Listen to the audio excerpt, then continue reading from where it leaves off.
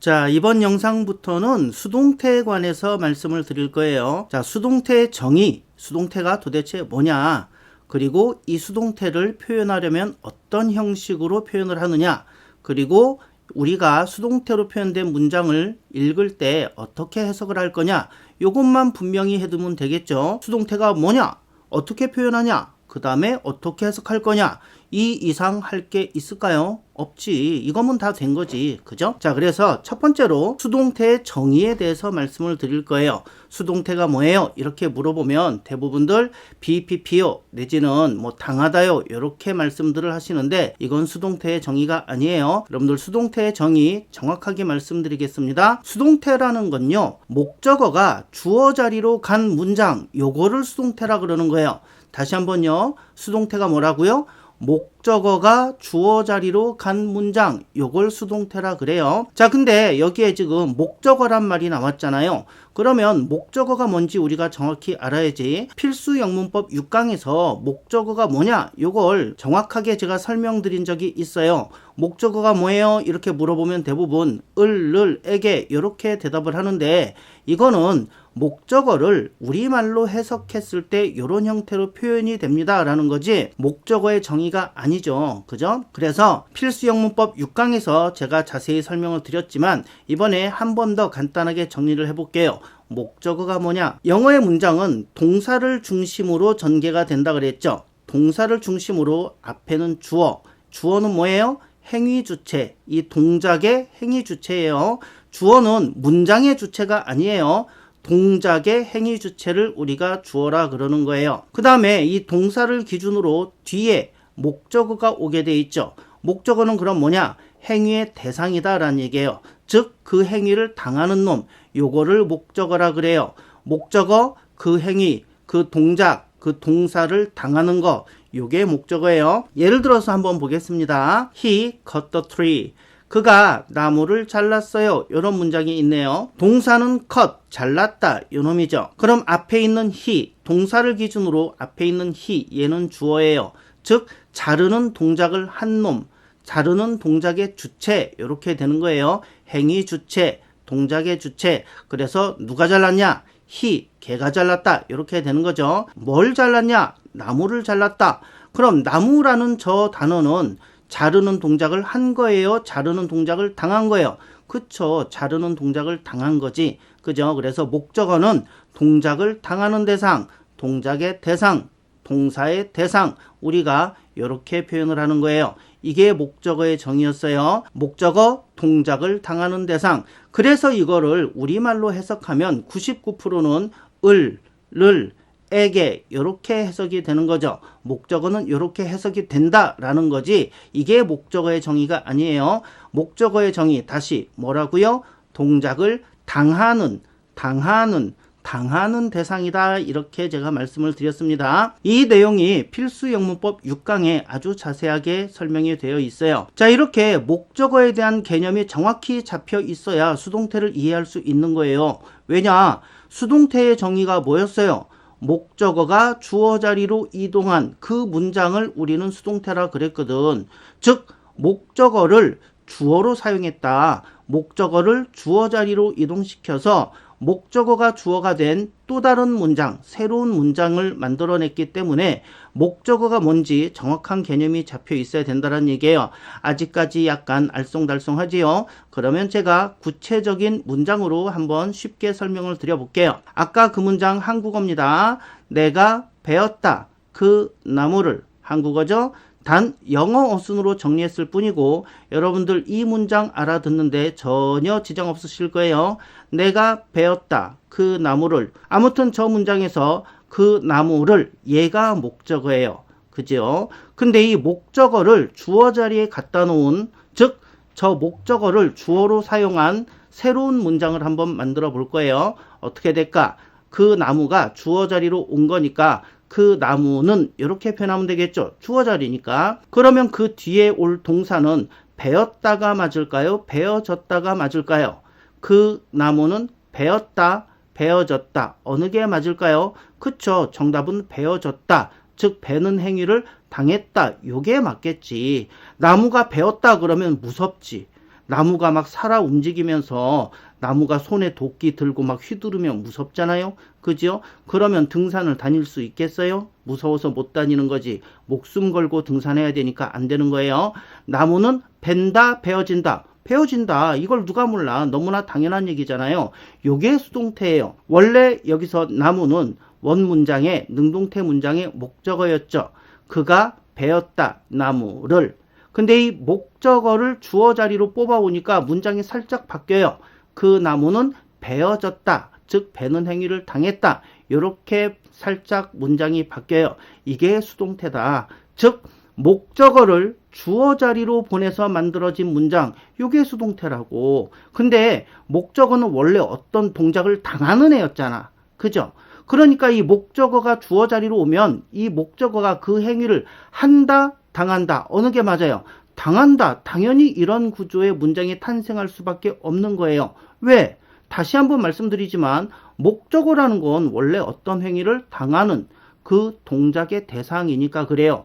그래서 이 목적어가 주어로 왔어? 그러면 얘는 어떤 동작을 당한다. 이렇게 되겠지. 이게 수동태라는 거예요. 수동이란 말 자체가 동작을 받는 거, 어떤 동작을 당하는 거, 그런 의미거든요. 자, 근데 우리가 여기서 한 가지 생각해 볼 게 있죠. 그러면 수동태 문장을 만들려면 목적어가 반드시 있어야겠네. 이런 결론이 자연스럽게 나오죠.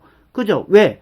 목적어가 주어로 빠져나오는 걸 우리가 수동태라 그랬으니까 수동태가 만들어지려면 애초에 목적어가 있어야 되는 거야. 목적어가 없으면 수동태가 성립이 안 된다는 얘기예요. 근데 우리는 목적어가 반드시 있어야 하는 동사를 어떤 동사? 그렇죠. 타동사라고 부른다. 목적어가 있어야 하는 동사를 타동사라고 부르고 목적어를 가질 수 없는 동사를 자동사라고 부른다. 우리가 이렇게 배웠어요. 자, 근데 수동태는 목적어가 주어로 빠져나왔을 때 만들어지는 문장이니까 수동태가 만들어지려면, 수동태가 성립하려면 목적어가 반드시 있어야 된다라는 얘기예요. 즉 목적어가 없으면 수동태가 애초부터 발생할 수 없다라는 얘기죠. 그럼 우리는 결론을 이렇게 내릴 수 있는 거지. 수동태는 타동사만 가능하다. 왜? 타동사에는 목적어가 있으니까. 타동사는 목적어를 가져야만 하니까. 자, 그리고 목적어를 가질 수 없는 동사인 자동사. 자동사는 목적어를 가질 수 없다. 즉 자동사 뒤에는 목적어가 없거든. 목적어가 없는데 수동태가 가능할까? 불가능할까? 불가능하지요. 왜 불가능해요? 수동태 정의에서 나오잖아. 수동태란 목적어를 주어로 하는 새로운 문장이다. 또 다른 문장이다. 이게 수동태의 정의인데 목적어가 없는 자동사, 얘는 수동태로 애초부터 성립이 안 되겠지. 그죠? 그래서 자동사는 BPP라는 형식의 BPP라는 형태의 수동태가 애초부터 불가능한 거예요. 자동사는 BPP라는 형태로 애초부터 사용할 수가 없는 거예요. 정의로부터 나오는 너무나 당연한 결론이에요. 이거를 뭐 짝짝짝 써놓고 외우는 게 아니고 우리는 수동태 정의에서 이걸 끄집어낸 거예요. 수동태 목적어를 주어로 뽑아낸 문장이다. 그럼 수동태를 만들려면 목적어가 있어야 되는구나. 근데 목적어가 있는 동사를 우리는 타동사라고 부른다. 그러면은 수동태는 타동사에만 해당되는 거네. 목적어가 없는 자동사에는 애초부터 수동태가 성립되지 않네. 이런 결론이 너무너무 당연하게 나오는 거예요. appear라는 단어 한번 볼까요? appear라는 단어는 나타나다 라는 뜻이에요. 그 사람이 나타났다. 목적어가 없지. 자동사예요. appear, 얘는 또 이런 뜻도 있어요. 뭐뭐로 보인다.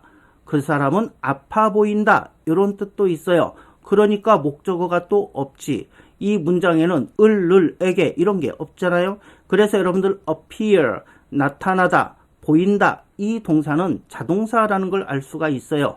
왜? 간단한 한국어 문장을 만들어 봐도 뒤에 목적어가 안 나오거든. 그럼 얘는 자동사다라는 얘기는 목적어를 가질 수 없다라는 얘기고, 목적어를 가질 수 없다라는 얘기는 얘는 수동태로 표현할 수 없다. 즉 BPP의 형태가 불가하다라는 얘기예요. 여러분들 94년도 수능 문제를 한번 보시겠습니다. 다음 글을 읽고 밑줄 친 부분 중 어색한 부분, 즉 문법적으로 어법적으로 이상한 부분이 있는지 결정하고 있다면 그 부분을 한번 골라봐라 이렇게 돼 있어요. 쉽죠? 어려울 거 한 개도 없어요. 여러분들 뒤에 보면은 It was appeared 이렇게 나와 있어요. 방금 말씀드린 대로 appear 이거는요 나타나다, 뭐뭐로 보인다, 완벽한 자동사예요. 자동사는 애초부터 수동태가 불가능하다는 거지. 그래서 D번이 틀린 거예요. It was appeared. BPP. 자동사는 이렇게 BPP. 수동태 표현이 불가능하거든. 자, 94년도에 처음으로 수능이 실시됐는데 첫 수능 문제에 영어 문법 문제, 오직 하나 나오는 문법 문제 요게 나왔어요. 뭘 물어보고 있어요? 너 자동사, 타동사가 뭔지 알아? 요걸 물어보고 있는 거예요. 그 다음에 수동태가 뭔지 알아? 요걸 물어보고 있는 거예요. 수동태는 목적어를 주어로 뽑은 문장이지. 그러니까 수동태가 되려면 목적어가 있어야 되고, 즉 타동사만 수동태가 가능해. 근데 appear 얘는 자동사거든. 당연히 자동사는 수동태에 불가능해. 너 그거 알아? 요거 물어보고 있는 거예요. 이렇게 수능시험, 첫 수능시험에서도 요걸 물어볼 만큼 굉장히 중요한 개념인 거예요. 자, 이제 직접 수동태 문장을 한번 만들어 볼게요. 탐이 부쉈다. 그 의자를. 주어는 탐이죠. 즉 부수다라는 동작을 한 행위 주체예요. 목적어는 의자입니다. 즉 부수다라는 동작을 당한 대상이에요. 자, 근데 이 목적어 의자를 주어 자리로 보내서, 즉 의자를 주어로 하는 새로운 문장을 만들어 보면 의자는 이렇게 표현되겠죠. 의자가 주어 자리로 왔으니까 의자는, 그 다음에 부쉈다가 맞을까 부서졌다가 맞을까, 어떤 게 맞을까요? 이거는 여러분들 생각해 보실 필요도 없을 거예요. 너무 당연한 거잖아요. 그죠? 의자가 부쉈을까 부서졌을까? 그쵸? 부서졌다. 즉 부수는 행위를 당했다. 이건 우리가 직관적으로도 이미 알 수 있는 거예요. 이렇게 수동태의 정의를 정확히 알게 되면은 우리말을 간단하게 적용시키면 쉽게 이해하고 결정할 수 있는 부분이에요. 그런데 우리말을 무시하고 우리말은 싹 빼놓고 영어만 가지고 이해하려고 하니까 쉬운 게 아닌 것처럼 보이죠. 자, 근데 우리가 수동태를 배울 때 첫 번째 능동태 문장을 주죠. 주어, 동사, 목적어. 그리고 두 번째로 이 능동태 문장을 수동태로 바꿔봐라. 그러면서 첫 번째 단계로 목적어를 주어 자리로 끄집어내라. 이런 식으로 순서를 정해서 외우게 만듭니다. 자, 근데 이걸 아무 의미 없이 그냥 무작정 그 과정만 외우도록 우리가 보통 배우죠. 목적어를 주어 자리에 놓는다, BPP로 만든다, by 붙여서 주어는 뒤로 뺀다. 이런 식으로 그냥 무작정 외우도록만 배운단 말이에요. 왜 목적어를 주어 자리로 끌어오는지 이거에 대한 의미 설명을 제대로 안 해줘요. 목적어를 주어 자리로 끌어오면 어떤 의미 변화가 생기는지, 즉 동사가 어떤 형태로 바뀌어야 되는지, 그래야 의미가 통하는지 이런 건 제대로 안 알려주거든. 수동태 정의 자체가 목적어를 주어 자리로 옮겼을 때 이때 생겨나는 현상, 그렇게 만들어지는 문장, 요게 수동태라는 거라서 당연히 원래 문장의 목적어를 주어 자리로 옮겨보고 이랬을 때 어떻게 의미가 변화가 돼야 하는지 요거를 생각해 보게끔 훈련시키면 너무너무 쉬운데, 우리는 이렇게 배우질 않고, 자 수동태 만드는 방법 알려줄게. 일단 목적어를 주어 자리에 놔. 그 다음에 동사를 BPP로 바꿔. 그 다음에 by를 붙여서 주어를 맨 뒤로 보내. 이런 식으로 외우게끔 하니까 왜 이렇게 하는지도 모르고 순서만 외워야 되는 그런 상황이 나오는 거예요. 그래서 우리는 보통 수동태를 만들어 봐라. 그러면은 저렇게 1번 능동태 문장을 가지고 2번 수동태 문장을 만드는 그런 습관이 들어가지고 머리에서 입에서 바로바로 수동태가 튀어나오는 게 아니라 능동태 문장을 한번 거쳐서 만드는 습관이 생겨서 머리가 복잡해져 버려요. 능동태 문장을 안 주면 수동태를 못 만들거나 시간이 한참 걸리는, 그래서 머리에 또는 입에 버퍼링이 걸리는 그런 현상이 생기는 거예요. 하지만 수동태 문장은 당연히 능동태를 거칠 필요가 없어요. 원래는 우리 한국어도 그냥 능동태 안 거치고 막 쓴단 말이야. 사실은 주어와 동사의 관계만 생각해봐도, 조금만 생각해봐도 상식적으로 요걸 능동태로 쓸까 수동태로 쓸까 요게 딱 결정이 되는 거예요. 한번 볼까요? 책이 썼다, 쓰여졌다. 어느 게 맞아요? 당연히 쓰여졌다가 맞지. 책이 썼다 이러면 무섭잖아. 책이 막 펜 들고 막 지가 써. 말이 돼요, 안 돼요? 안 되지. 우리는 너무나도 당연히 이렇게 쓰고 있어요. 책과 쓰다라는 동사의 관계를 보면은 책이 쓰는 걸까, 쓰여지는 걸까? 당연히 쓰여지는 거지. 쓰는 동작을 당하는 거지. 아, 그럼 요건 수동태로 표현해야 되겠구나. 너무 당연히 나오는 거거든요. 자, 그 다음에 한번 볼까요? 그 직원이 해고했다, 해고당했다. 어떤 게 맞을까? 또 그 직원이 인사팀 직원이에요. 이러지 마시고 일반적으로 상식적으로 생각해 보자는 얘기예요. 그 직원이 해고했다, 해고당했다. 어느 게 맞아요? 그쵸. 해고당했다. 쥐가 사장이 아니니까 해고했을 리는 없을 거고 해고당했다. 요게 맞겠죠. 그러면 해고를 당한 거니까 아 요거는 수동태로 쓰면 되겠구나. 요렇게 결정하실 수 있는 거예요. 너무 쉽잖아요. 촛불이 껐다, 꺼졌다. 어느 게 맞아요?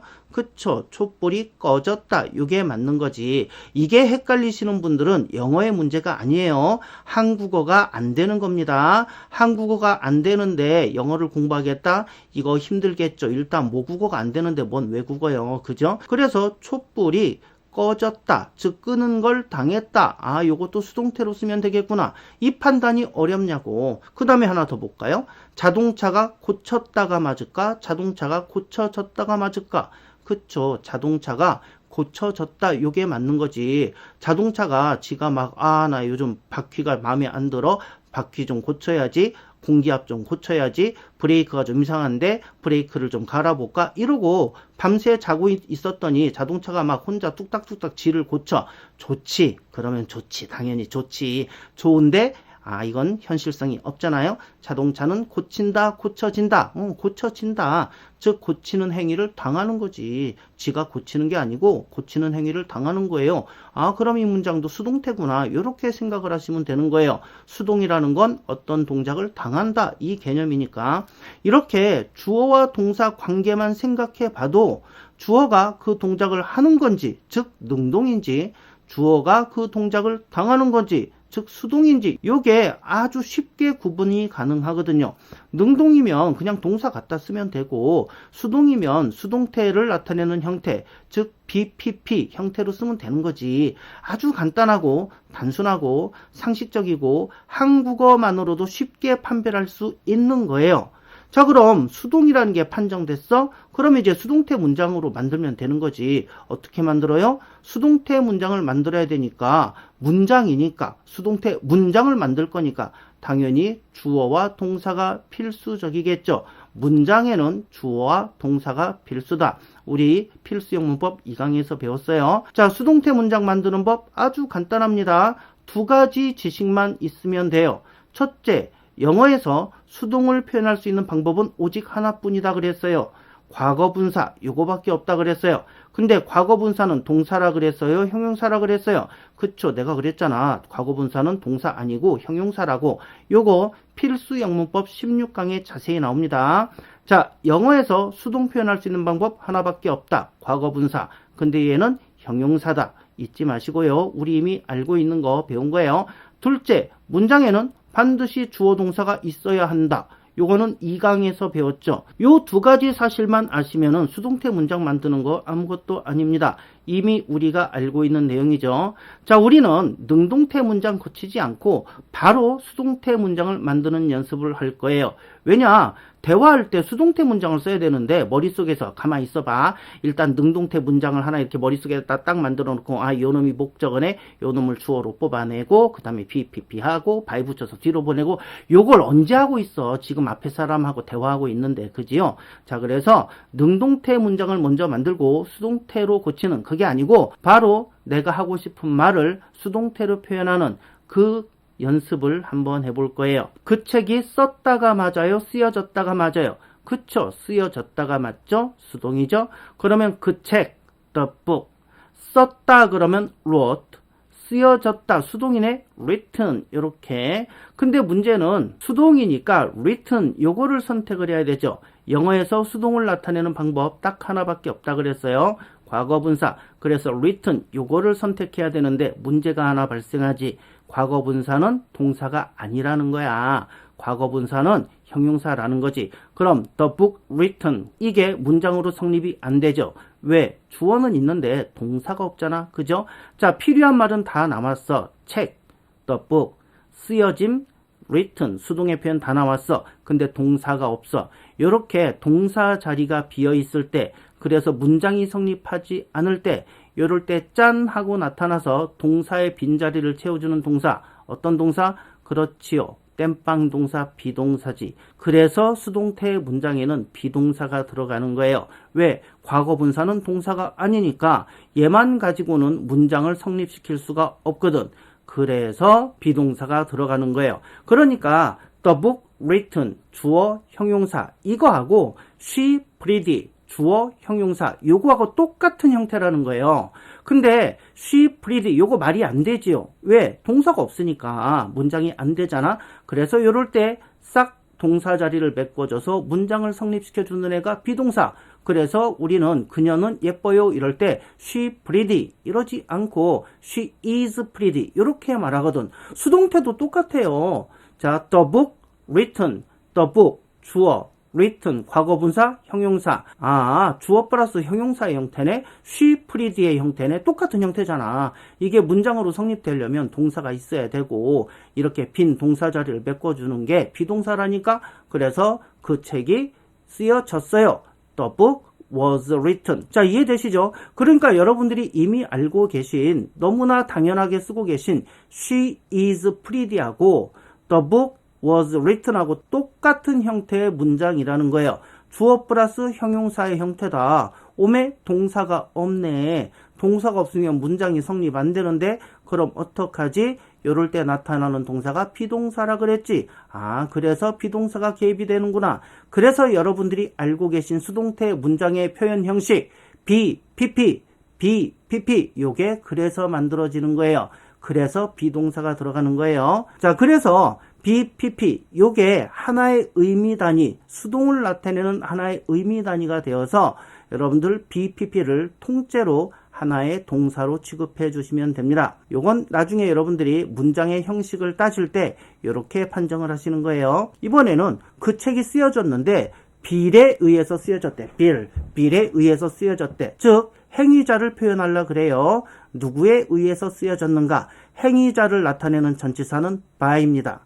어떤 작품을 만든 행위자, 어떤 행동을 한 행위자를 나타내는 전치사가 by예요. 자, 이걸 우리말로 해석하면 뭐뭐에 의해서, 누구누구에 의해서 이런 뜻이 되죠. 그래서 the book was written by Bill 이렇게 했으면은 빌에 의해서 쓰여졌다 이렇게 돼요. 이게 여러분들이 일반적으로 알고 계신 수동태의 형태죠. 근데 이번에는 행위자를 쓰고 싶은 게 아니고 어디에서 쓰여졌는지, 어떤 나라에서 쓰여졌는지를 표현하고 싶어. 그러면 the book was written in Korea. 그 책은 쓰여졌다. 한국에서 이렇게 표현하면 되겠죠. 아, 그러니까 수동태 뒤에 무조건 by를 쓰는 게 아니에요. 내가 뭘 표현하고 싶으냐에 따라서 by를 쓸 수도 있고 다른 걸 쓸 수도 있는 거지. 또 하나 볼까요? 이렇게 표현해 볼게요. 이번에는 그 책은 쓰여졌다. The book was written. 근데 아이들을 위해서 아이들용으로 쓰여졌다. 이러면 어떻게 표현하면 될까요? 뭐뭐를 위해서 뭐뭐용으로 이런 표현을 할 수 있는 전치사가 for 요거거든요. 그래서 the book was written for children 이렇게 쓰시면 되는 거예요. 무조건 by가 오는 게 아니라는 거예요. 언어니까 말이니까 행위자를 표현할 때는 by를 쓰고 나는 행위자에는 관심이 없어. 어느 나라에서 쓰여졌을까? in Korea 이렇게 쓰시면 되고 이거 용도가 뭐예요? 누구를 위한 책이요? for를 쓰시면 되는 거예요. 자, 이번에는 그 책은 영어로 쓰여졌다. 이런 표현을 하고 싶어요. 영어로 쓰여졌다. 언어를 표현할 땐 전치사 in을 쓰는 거죠. 이거 우리 지금 몇 번 계속 반복하고 있어요. The book was written in English. 영어로 쓰여졌다. 그래서 여러분들 수동태 뒤에 by를 붙여야 된다라는 이 강박관념은 버려버리세요. 행위자를 나타내고 싶으면 by를 쓰고 아니면 다른 표현 쓰는 거예요. 자, 하나 더 해볼까요? 그 사실이 알았다, 알려졌다. 어느 게 맞을까? 그쵸. 그 사실이 알려졌다. 요게 맞겠지. 알다라는 표현은 know예요. 그래서 여러분들 잘 알고 계신 know. 이 동사의 3단 변화 know, 알다, knew, 알았다. 알려졌다, 과거형, 여기까지는 동사입니다. 근데 과거분사 noun, 알려진, 요거 형용사라는 거 조심하셔야 돼요. 우리 과거분사 편에서 요거 정확하게 자세하게 배우신 적 있습니다. 자, 그래서 그 사실이 알려졌다 이런 표현을 해야 되니까 수동이야. 그럼 수동을 표현할 수 있는 건 과거분사겠지. 그래서 the fact noun 이렇게 과거분사를 택했는데 문제가 하나 발생하죠. 문장으로서 성립하려면 동사가 있어야 되는데 동사가 없어. 자, 이럴 때 땜빵 동사, 비동사 필요하다니까 the fact was known. 그 사실이 알려졌다. 이렇게 쓰시면 되는 거예요. 이러면 문장이 완성된 거지. 근데 누구에 의해서 알려졌는지, 이 사실을 알린 놈이 누군지, 이렇게 행위자, 행위 주체를 표현하려면 the fact was known by Jane. 이렇게 쓰시면 되겠죠. 제인에 의해서 알려졌다. 자, 그 다음에 그 사실이 우리에게 알려졌다. to us. 이렇게 붙일 수도 있겠죠. The fact was known to us. 그 사실이 우리에게 알려졌다. to 누구누구에게 이런 뜻이 있으니까. 자, 그러니까 이거를 be known to 누구누구에게 알려지다. 이렇게 수고로 자꾸 외우라 그러는데 외울 일이 아니지 이거는. be known. 수동태구나. BPP. 알다의 수동태니까 알려지다. 아는 걸 당하다. 이런 뜻이겠구나. to는 누구누구에게니까 be known to 누구누구에게 알려지다. 그냥 자연스럽게 이렇게 흘러가는 거지 이거를 왜 be known to 누구누구에게 알려지다 이렇게 외우게끔 만드냐라는 거죠. 실제로 따져보면 외울 건 거의 없다니까요. 자, 그 다음 한번 볼까요? 그가 알았다, 알려졌다. 요거 틀리시는 분들 많아요. 그가 알았다, 그가 알려졌다. 뭐가 맞을까? 그러면 대부분 둘 다 가능한데 우리말에선 둘 다 쓰지 않아요? 이렇게 혼동하시는 분들이 많습니다. 아닙니다. 둘 중에 하나만 답이에요. 다시 생각해 보세요. 어느 게 답일까? 그쵸. 그가 알려졌다가 맞아요. 알려졌다. 자, 영어로 쓰면 그가 알았다. He knew. 그가 알려졌다. He known. 둘 다 될 것 같지만 잘 보세요. 목적어가 없죠. 지금 저 문장에 목적어가 없이 마침표가 찍혔단 말이에요. 여러분들 know, 알다는 타동사예요. 그는 알아요. 그럼 뒤에 뭐를 목적어가 필수예요. 제가 여러분들 타동사 뭐라 그랬어요? 목적어를 가질 자격이 있고 또 반드시 가져야만 한다 그랬죠. 그래야 문장이 완성이 된다 그랬죠. 타동사가 나왔어. 그는 알아요. 그럼 뒤에 뭐를 이게 반드시 나와야 된다라는 거. 목적어가 필수라는 거예요. 아시겠죠? 물론 앞에 그 목적어가 뭔지 알 수 있는 경우는 안 써도 괜찮아요. 너 그거 알아? 알아. 이렇게 쓸 수 있어요. I know 이렇게 쓸 수 있어요. 근데 이거는 대화를 하다가 그 목적어가 생략이 되어도 뭔지 알 수 있는 경우에만 생략이 가능하고요. 저렇게 똘랑 문장 하나만 나왔어. 그는 알아요. 뭐를 목적어가 없으면 뭘 아는지 알 수가 없잖아. 그죠? 그래서 목적어는 기본적으로 필수다라는 거 여러분들 잊으시면 안 됩니다. 그래서 he knew 이거를 선택할 수가 없어요. 왜 선택할 수 없느냐? 그는 알았다. 뭐를 목적어가 나와야 되는데 목적어가 안 나왔거든. 그러면 영어에서는요. 타동사를 썼는데 목적어가 없다. 이런 일은 있을 수가 없어요. 앞뒤 문맥에 의해서 뻔히 알 수 있는 경우를 제외하고 이렇게 문장 하나만 있다? 그러면 목적어 절대로 생략할 수 없습니다. 그래서 he knew 얘는 쓸 수가 없는 거예요. 그럼 남은 건 he known 요거만 선택할 수 있는 거지. 그래서 그는 알려졌다. 이런 표현을 하고 싶은데 문제는 known 알려진 얘가 과거분사 즉 형용사라는 게 문제죠. 그래서 문장이 성립이 안 돼. he known 주어 형용사만으로는 문장 성립이 안 돼요. 자, 그래서 동사가 필요한 거예요. 그는 알려졌다. He was known. 이렇게 쓰시면 됩니다. 이해되시죠? 자, 그럼 오늘 배운 거 일단 정리 한번 해보실게요. 수동태라는 건 목적어가 주어 자리로 왔을 때 만들어지는 문장이다 그랬어요. 근데 목적어는 원래 그 행위를 당하는 거, 행위의 대상이니까 목적어가 주어로 왔어? 그럼 의미가 뭔가를 당하다 이런 뜻의 문장이 만들어지는 게 당연하겠죠. 그렇다면 여기서 도출되는 또 하나의 당연한 결론, 수동태를 만들려면 목적어가 필요하구만. 목적어가 있어야만 수동태가 만들어지니까 수동태가 만들어지는 건 타동사만 가능하구먼. 자동사는 불가능하구먼. 즉 자동사는 BPP의 형식으로 표현하는 게 불가능하구만, 이렇게 표현하면 틀리구만, 이렇게 생각하시면 됩니다. 자, 수동을 표현할 수 있는 건 오직 하나다. 과거 분사다. 근데 얘는 형용사기 때문에 과거 분사만으로는 문장이 만들어지지 않고, 그래서 비동사가 개입이 돼서 수동태 문장이 완성이 된다. 즉 수동태를 만들려면 BPP의 형태로 만드는 거다. 동사가 필요하니까 비동사가 개입이 되는 거다. 이렇게 정리를 해 두시면 됩니다. 다음 영상 예고해 드릴게요. 우리가 수동태 문장은 이렇게 BPP로 표현이 되고, BPP로 표현됐네?